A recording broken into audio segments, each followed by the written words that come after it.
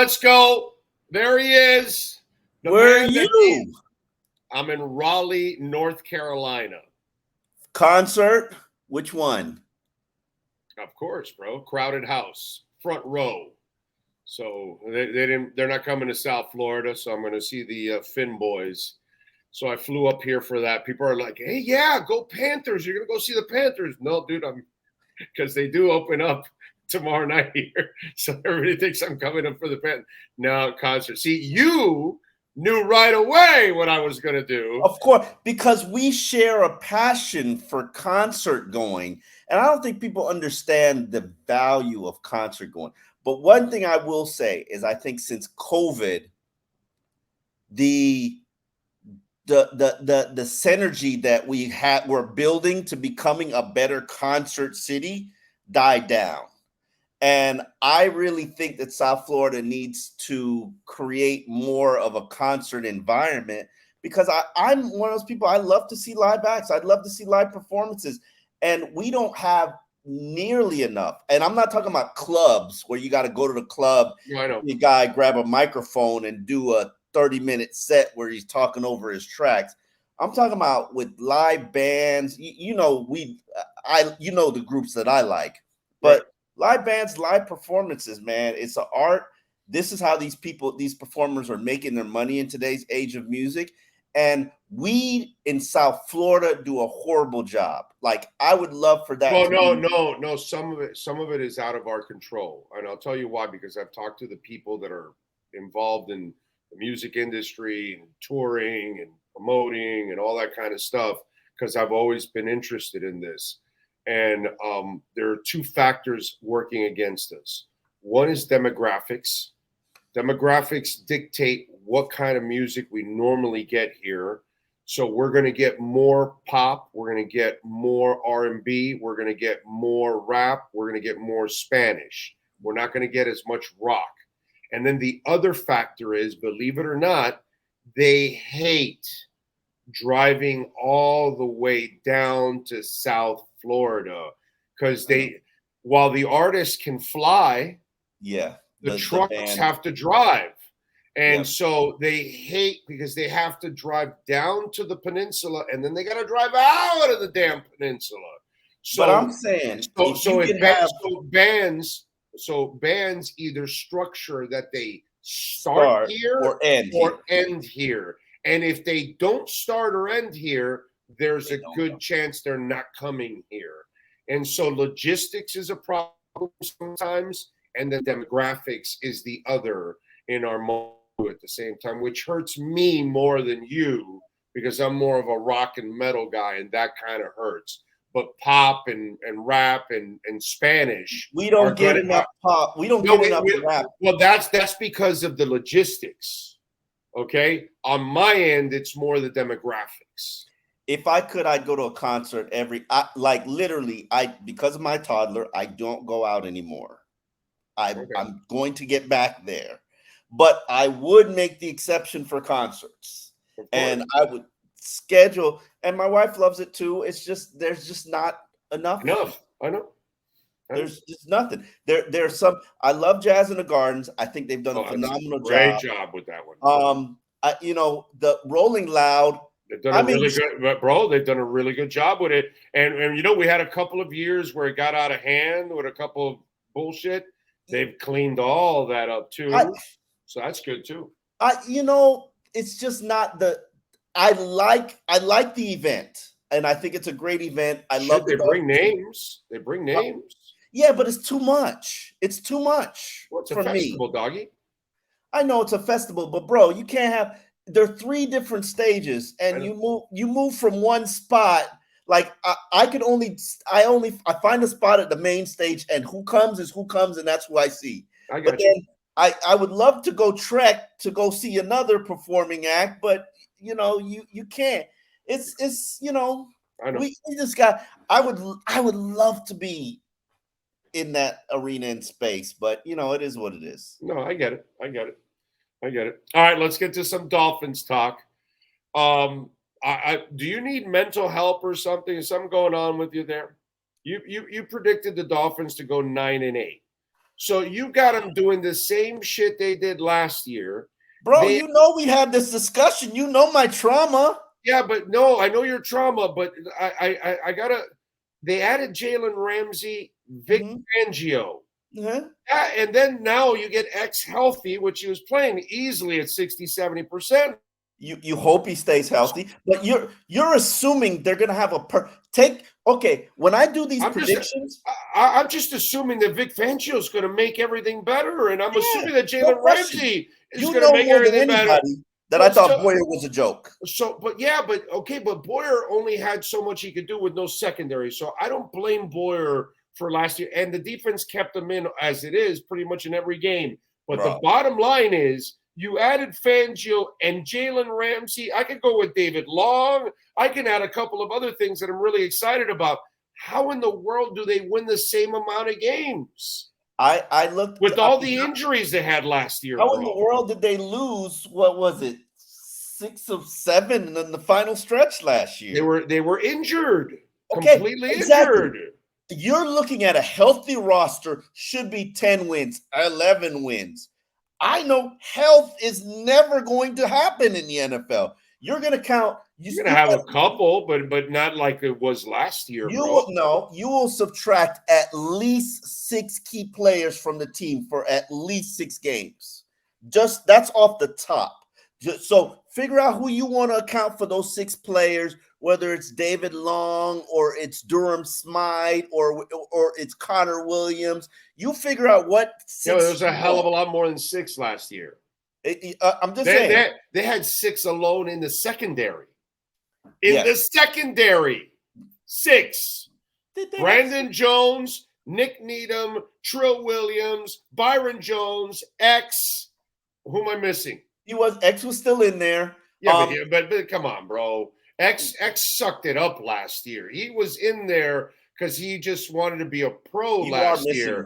You are missing one. I'm missing somebody. Brandon Jones, Byron Jones, X, Nick Needham, Nick Trill.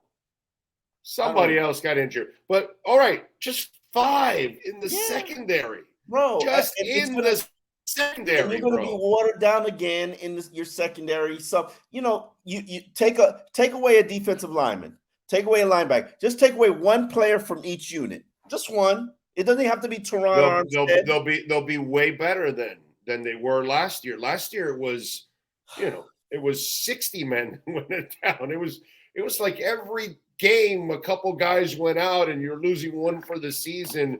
It was just ridiculous last year. I am not of the opinion. I am, and this is not a popular opinion, but it's my opinion. And there are certain areas where I like the depth on the team, and then there are certain areas where I'm like, this is just not enough. Cornerback obviously is not one of those areas. Yeah, but I would hope not. After this week's signing on the offensive line, I like it a little bit better. But think about what you went through last year. I mean, you had piss poor depth on the offensive line to the point where you had to claim guys off waiver wire and practice squad just to make it through the season as starters. So, this is not a finished product because they're going to add guys before training camp starts. They're going to add guys during training camp. They're going to claim guys. They're going to claim guys once the rosters are trimmed down. So this is not a finished product. But I still look at this roster, and I think they're about 6 players away from having good depth. I still don't like where you are at linebacker. I don't think anybody in the NFL has great depth at every position. The Eagles, Kansas City, Dallas. I would argue Dallas has phenomenal depth. Dallas, I think, and I've said this to you before. Oh, they just need a quarterback that can show up in big moments, but that's he's kind a top 10 quarterback. Stop. Don't stats wise, but he doesn't show up in big games. He doesn't show up in the big games. When has Tua showed up in a big game? He walked off the bench and won a national championship. And by the way, he hasn't had big games yet here. He hasn't had the team. He hasn't had the team to put himself there. But in a big moment down by 21 against the Ravens, that ain't something that guy's doing. I'm sure Dak's got games like that too. Dak ain't doing that shit, bro. Dak ain't coming back from 21 down, bro. He's not. He's a front running quarterback. Okay. Listen. He I'm has not that. a. I'm not a He major has that back. Tannehill disease. Okay, he's a Wow. front runner. He once he falls behind, he ain't doing what Tua did last year, down Tannehill by 21. disease. Did you really go there? Tannehill disease, Yeah, bro. Listen. You front know runner. where we sit on the Tannehill He's train, a front the runner. Tannehill criticism committee. We're standing board members. He's made $200 million, bro. He's won.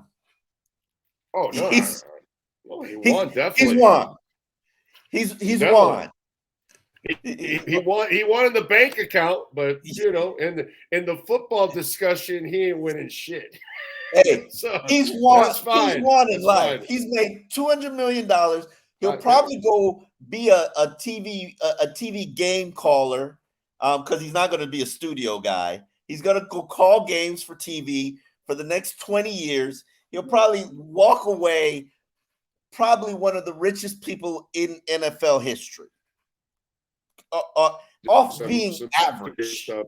Yeah, yeah, I can see him doing. He's vanilla enough to do some local TV Homer broadcast. No, not local TV. He's going to do what Trent Green's doing, and That's what I mean. But for the Titans, like ABC's local station carries the Titans or NBC or whatever, and he's the guy. He's the Kim Bocamper of. No. He's gonna be calling games for CBS or Fox or one. National? You got him national? Oh yeah. Come there's on. No person. There's no personality there, bro. You act like Trent Green's got a personality. Like, I agree with you, but come on, let's be respectful to Tannehill. He's done just enough to. I think Mushbrain. I think Mushbrain has a little bit more personality than Tannehill. Who's Mushbrain? Trent Green. When we traded for him or signed him, I was like, really? They're signing Mushbrain? Bro, he had so many concussions at that point, and sure enough, his career ended really quickly with the Dolphins. I was like, only the Dolphins would sign Mushbrain. See, those are the days when people would say, "Oh, you're negative," and I would like, "No, they just watch." And there you go. Amen. So now I'm too positive because now I really like what they're doing. I hated what they used to do. Now I love what they're doing. So I never win. People will say that there's a correlation between Trent Green and Tua, and I'm not necessarily certain that I agree. But the Dolphins didn't get a backup plan. They didn't break in case of an emergency like Mike White, and no disrespect to Mike White, but no, Mike's a smart move. Mike is the competition for Skyler because you're trying to develop a solid backup now. That's a young guy that's not going to break your goddamn bank. Because if you go get an 8-10 year veteran, those guys, you have to pay them $7 million, $8 million to be your backup. Because that's why you take one in the second round, and he's super cheap. Right, exactly. Which is why they should have. But if you can't do that, right? If you can't get a Hendon Hooker or whatever or something like that, then you're going to have to pay for a veteran. And bro, those veterans. The backup quarterback job for a veteran, brother, that is the best job in the world. Absolutely. Curtis Painter has stolen more money than he's not God. No, but he was in the league for like 10 years as a backup, stealing money, dude. I remember I counted up. Matt Moore made $27 million in the league as a backup. But Matt had that's a lot. By the way, Matt, I give Matt a little credit because he had a little moxie to him. So yeah. Oh, I love Matt Moore. I know you love Matt Moore, but I think Matt is actually a good backup quarterback for you. I love Matt Moore. I think Matt Moore would have been a good starter if he. I think they would have had a better season in 2017 if Matt Moore was a starter instead of Jay Cutler. But Adam Gase basically said to me, "I can't trust Matt to do what I say." No, Matt's a gunslinger. That's the thing. Yes, that's why that's where you and I will differ with Matt. I like him in there for a couple games. If you leave him in there too much, then he gets you in trouble. Hey man, he led the team to the kind of balances out. 2016, and he was the MVP of the season in 2011. Like, put some respect on Matt's name, man. No. He does a nice job. No, yeah, he's one of the better backup quarterbacks they've had. You got to have a coach that's not scared. Adam Gase. This is what I didn't like about Adam Gase, and I loved Adam Gase because I thought he had a great personality. Ego was massive, so he was the smartest man in the room. So he had his negatives as well. But what I thought was his limitation was all he wanted was a quarterback who would do exactly what he said. He just wanted a joy. He just wanted a computer that he can play like a joystick and just do exactly what I say. By the way, we have a listener that nailed it. It was the kid McKenzie that they signed from Minnesota, Mackenzie Alexander. They signed. He got injured right away. You remember that? The DB. Go ahead. I'm sorry. Go ahead. Oh, they had Mackenzie Alexander here? Yeah, but we had this like ghost of Tannenbaum over us, like knocking all players out. That poor kid, we signed Mackenzie Alexander within the first week. He got injured and done for the year. Within the first week of practice. I'm telling you, bro, the luck that the Dolphins had last year it didn't exist. The word luck didn't exist. It was just like a curse. But anyway, finish your point. I'm sorry on Gase.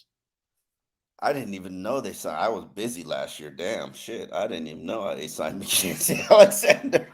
What was I saying? On the Gase stuff. Yeah. And that to me, that's part of the reason, you can't. I think you have to be more accommodating as a coach to want to coach. And I've learned this working with professional athletes. They hated the coaches where no matter who you had on your roster or what talent you had, this is my scheme. This is what you're going to play, instead of those who adapt to the talent that they have around them. What I've learned is there's a small percentage of coaches that will adapt to the talent they have around them. There's a small percent of Jim Harbaughs as opposed to who will take a Lamar Jackson and build an entire offensive team around him, as opposed to those who want, we gotta run what we run. This is our scheme. Yeah. This is the talent that I need for the scheme. Everything else. That's why Shula was amazing, because she adapted every single time. He had all kinds of different teams, because it all depended on if he had Woodstruck. Well, then I have to play with this 2-quarterback system. Then I'll do it, which was like unheard of. Like people didn't work 2 quarterbacks. He did it because he didn't have one, so he had to work 2. You know what I mean? And he had the running team in the 70s, the passing team with Marino. Shula was amazing, dude. So awesome. So awesome. I wanted to get your perspective on the 2 signings that they had on the offensive line. We'd hammered Chris Greer. When are you going to get alignment? When are you going to get alignment? When are you going to get alignment? Well, I talked about it. Isaiah Wynn, I think, happened. This is just me. I think Isaiah Wynn happened because Cameron Fleming's asking for too much money. The fact that Cameron Fleming has not signed with another team tells me he's asking for too much money. And so they went with Isaiah Wynn. Or they didn't like his conditioning. No. You might be right. He might have a deal with somebody else. That might be the case. I'm going to say right now. Or he might not want to participate in training camp. There's a lot of veteran. I know a lot of guys. And Ndamukong Suh was very open about that the other day. He's like, I'm in no hurry to be in training camp.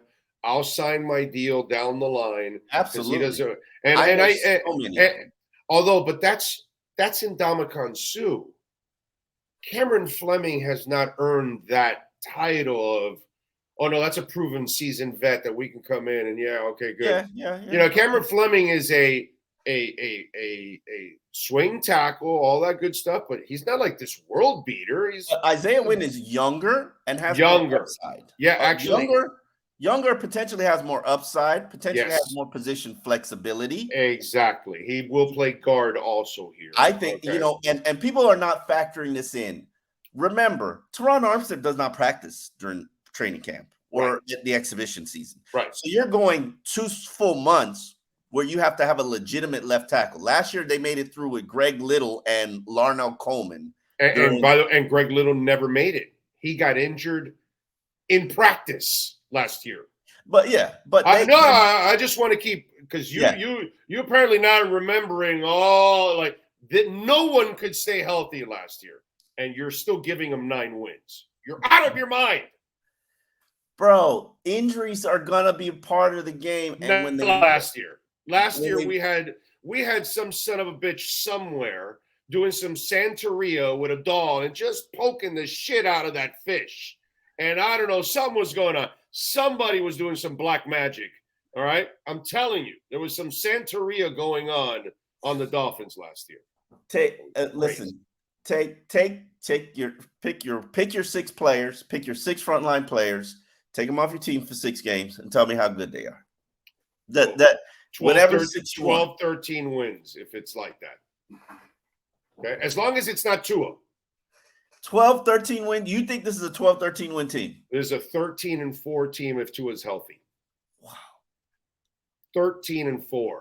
I got to wrap my brain around that. If Tua is healthy. Yes. Okay? No. And I looked at the season. Yeah, Tua's probably going to miss 2 games, 3 games here and there. And you're giving him 9? He missed 5 and they won 9. Hey, man. You know Waddle and Hill did not have a touchdown with the other quarterbacks. You do know that, right? Yes. Okay. All right. Okay. And if Tua's healthy, this team's going to ball freaking out. Who's to say you're going to have Waddle and Hill for an entire season healthy? Based on we had them last year. Listen, if you're going to go by track record of people that do get injured, I'm going to go with track record of the people that don't get injured. Okay, so if you can play that effing game, I'm going to play that effing game. Touche. Okay? Don't tell me that I get Teron Armstead might get injured. I get Teron Armstead might get hurt, but don't go fucking with Robert Hunt. Okay. Hey, listen. And for a piece that I wrote, and I want to get your thoughts on this. For a piece that I wrote on alldolphins.com, I'm okay with what they did on the offensive line. I like that you add former first rounders. I like that you add, players that are trying to salvage their career. I like that you add guys that, hey, man, if it doesn't go good here, I'm probably a veteran minimum guy for the rest of my career, if not out of the league. I like guys that are hungry and desperate, especially when they're athletes. Mm-hmm. But I started looking at the draft picks because obviously I didn't trust this organization. No offense to Chris Greer, but I didn't trust this organization to draft an offensive lineman. Reason why? Only 2 of the 9 Chris Greer has drafted since 2016 have proven to be quality, respectable NFL starters. 2 of 9. And I was just like, God damn, that's bad. That's bad. You at least want to be hitting 33%. And so I'm okay with you getting the. You know John Elway couldn't find a quarterback, right? John Elway. Oh, he found a quarterback that won a Super Bowl. He found a quarterback that won. He didn't draft him. Okay, you're talking drafting. You just said, yes. Don't play this game with me now. Okay, don't go picking the injured players, and then you're sapping my healthy. You're sapping my healthy players. You're not. No. I'm not saying it's all his fault.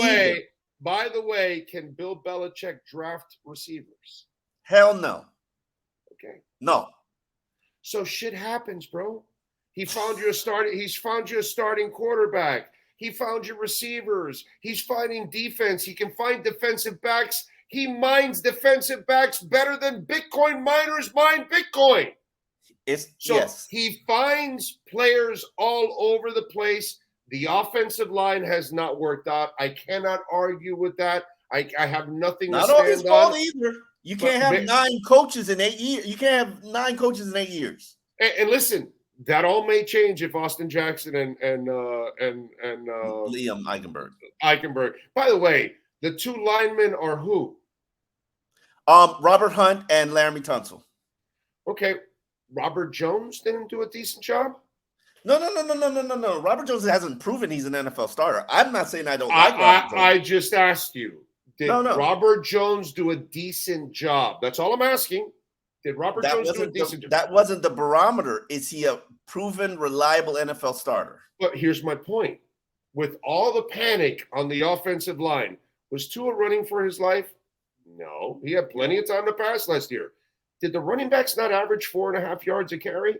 Yes. Yeah. Did the coach not just admit what I ripped them for throughout the year for not running the ball enough, right? Yes. So why is there so much panic when they found a Brandon Shell and a Robert Jones to go along with Hunt, Connor, and Armstead to actually make a serviceable line? They weren't that bad. They weren't as bad. I get it. Eichenberg hasn't made it. I get Jackson hasn't made it. But shit, you went and found two pieces that at least filled in and did the job for you serviceably. That's all I'm saying, serviceably. I'm not telling you great. I'm not telling you all pro, telling you Pro Bowler or nothing, but they did the job. They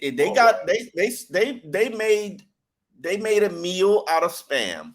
They did. Okay. So is it really as bad as people are making it out to be?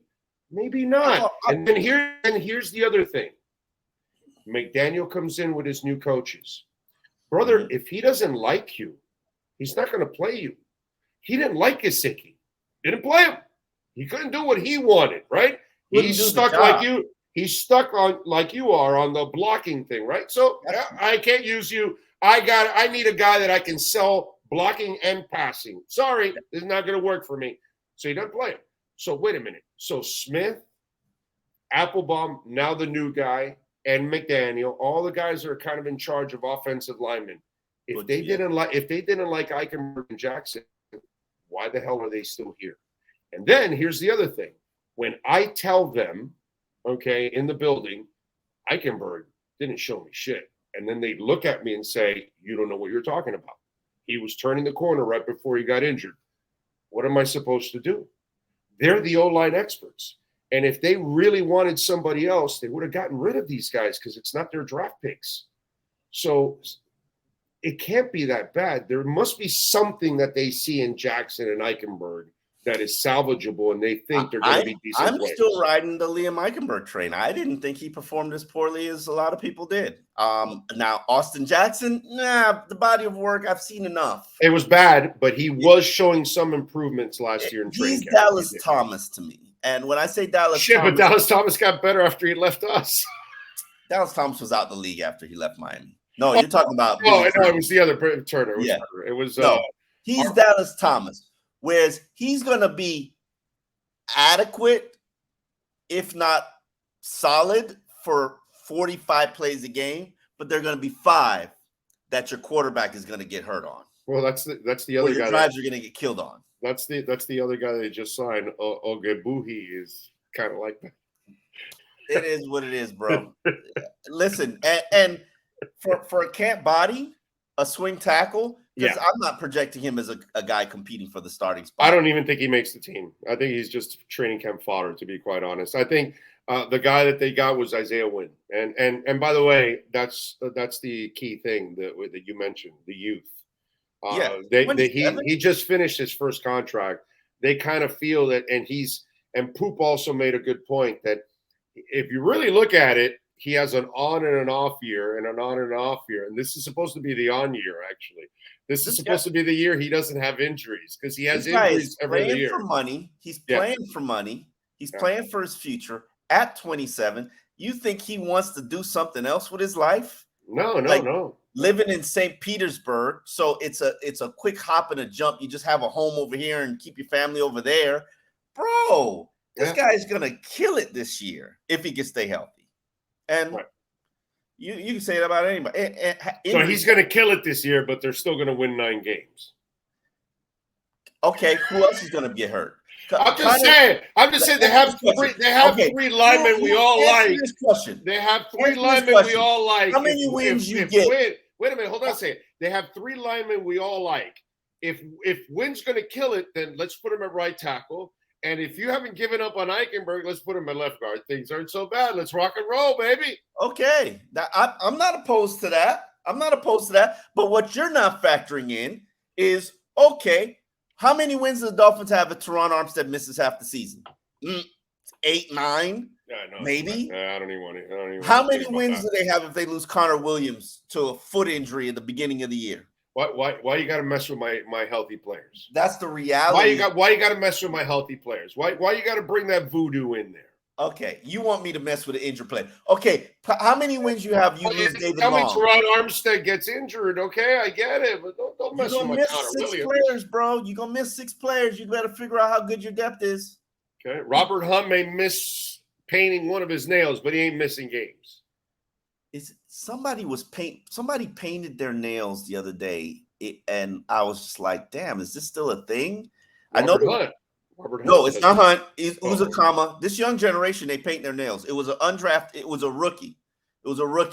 I can't remember which one it was. Maybe Sam Smith. And I was just like, bro, is this like a generational thing? Like, no, Alice Cooper's been doing it for a while. Don't worry about it. This is not new. Everybody's got painted nails as guys. I'm like, what's going on here? I know I'm getting old, but damn. That's not new. They've done that in the past. And the goth movement, plenty of goth guys. For you to sit down and go get your, I'm not even the most, manliest man, but like, come on, bro. You gonna sit down and get your nails painted? Like, whatever floats your boat, bro. You know what I'm saying? It's that I don't really. I've seen that forever, so to me, it's not a thing. It's weird to see football pads, man. What was really funny, was watching the guy who walks around with the extra nail on his pinky. It's like, bro, are you doing cocaine? Oh no, I just like the look. It's like, really? Because everybody thinks you're using the long nail. Yeah, no, but just a long pinky nail. You've seen the guy that has normal nails. But then the pinky nail is just extra long. Right? And you're like, yo, what are you doing, bro? That's for blow. Yes, exactly. That's for blow. But I've seen the guy that tells you, no, I just like the look. And I'm like, for what? And then Picking your nose or whatever? Yeah, and then it goes like that. Yeah. Yeah. Like he wants to go to the bathroom with you. What's wrong with you, bro? You like that look? Okay. Well, sure. Knock yourself out. If you want. It's like a signal to everybody who does blow. Hey, man, we got a long pinky. By the way, bringing full circle your music point that we were talking about before, we had this conversation, I think it was on Monday or maybe some of it yesterday. You realize no genre of music has been created in this millennium?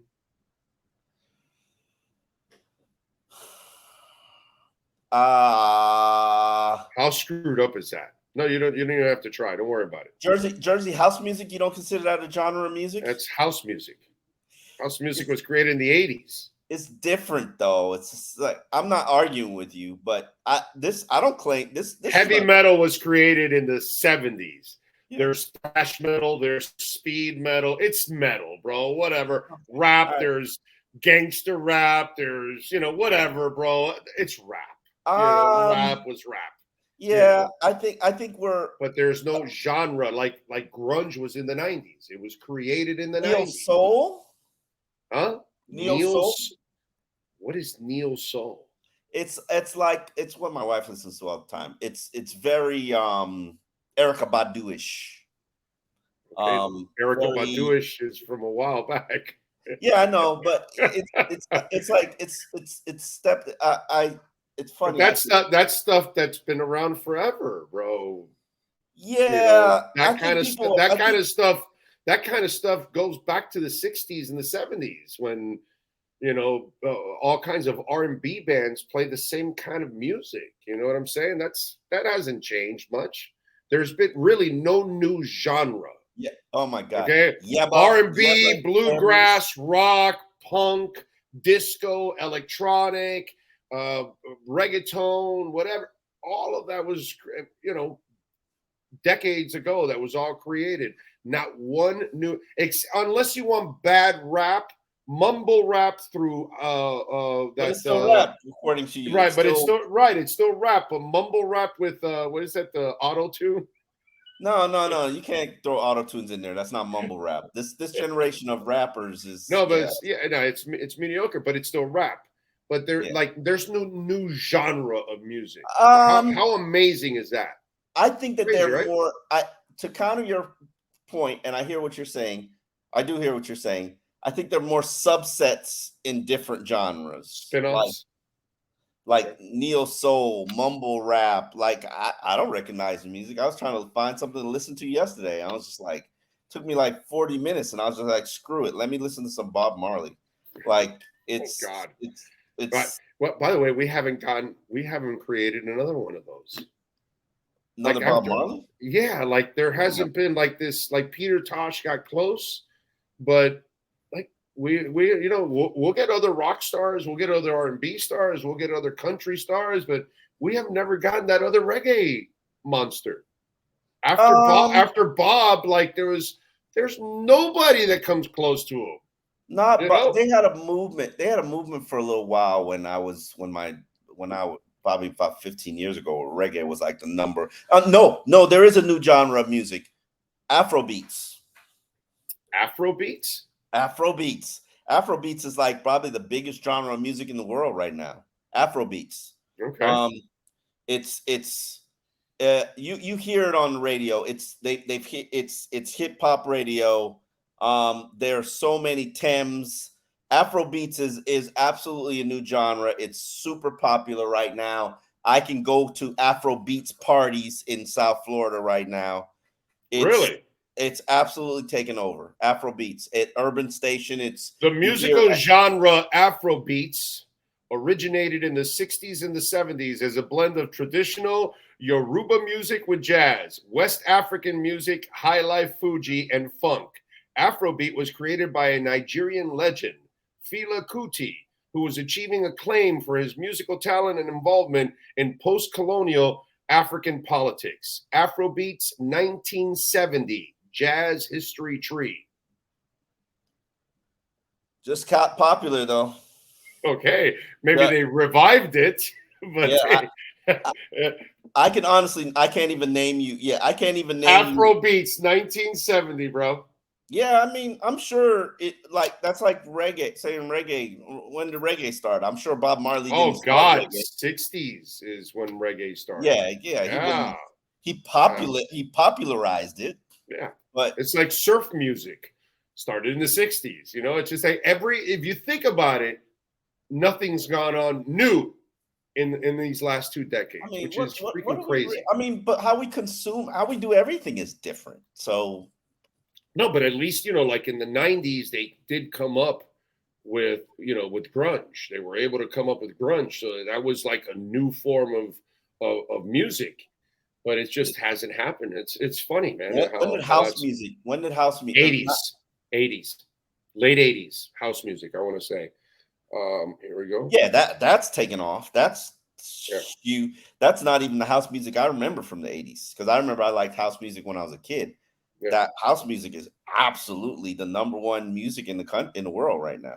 Yeah, 1980s house style of high tempo electronic dance originated in Chicago in the early 80s and spread internationally.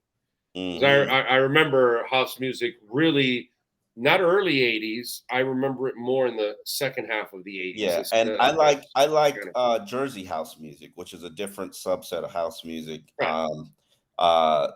For people who I can't even remember the kid's name, but he's wanna rock. Like our other artists are making songs. Like Drake just made a house album. Not that really?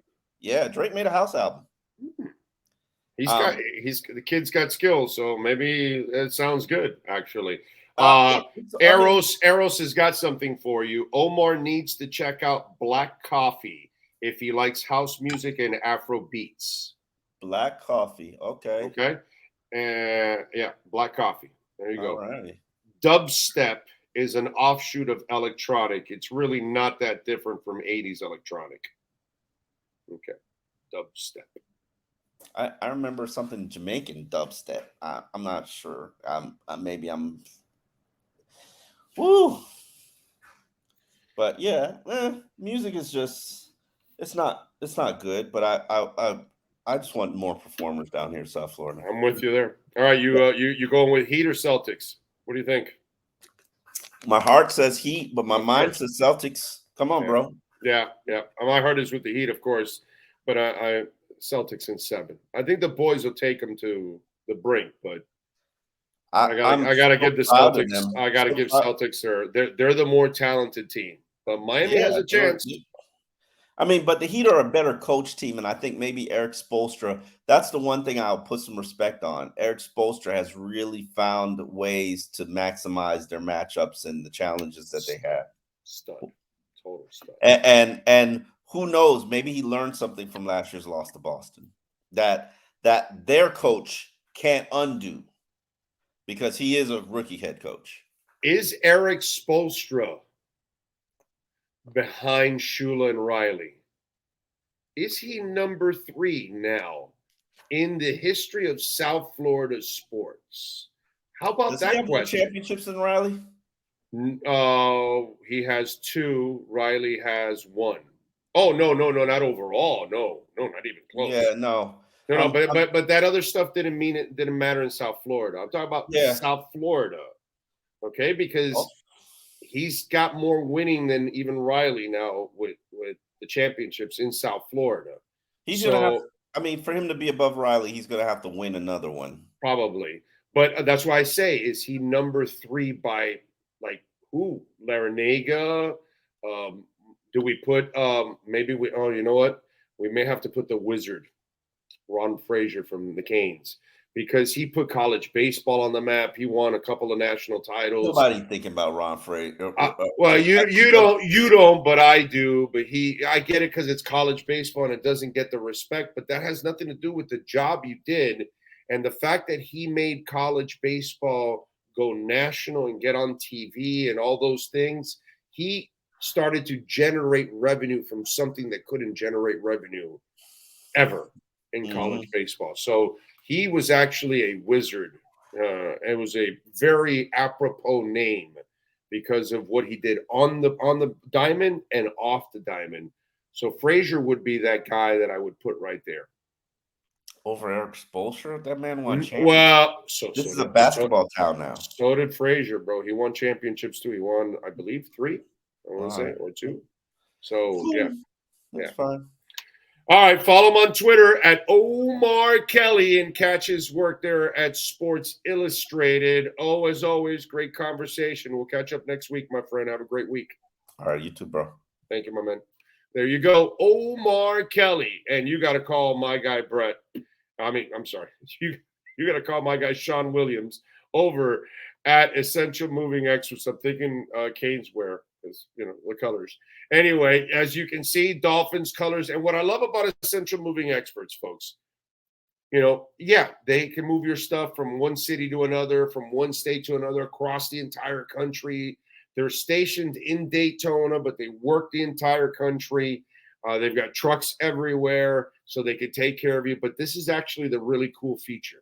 So if you're moving your home, you're moving your office, but you got to get out of one place because the lease is up, you sold, whatever, but the next place isn't ready yet for another week or 2 weeks or a month. Up to a month, Essential Moving Experts will store your goods. That's on the house. It's part of their service. Now, if you need it for 2 or 3 months, they can work out something for you and and do something affordable for you. And that's what they're all about, man. Call them. 386-213-4054. Ask for my guy, Sean. He'll take care of you. Big Dolphins fan. So if you want to talk a little Dolphins with him, this guy comes down to all the games. He's got season tickets, and he comes to the games from Daytona. It's a hell of a fan, man, and a great supporter of our platform. So if you need a moving service for your home or business, please call the great people at Essential Moving Experts.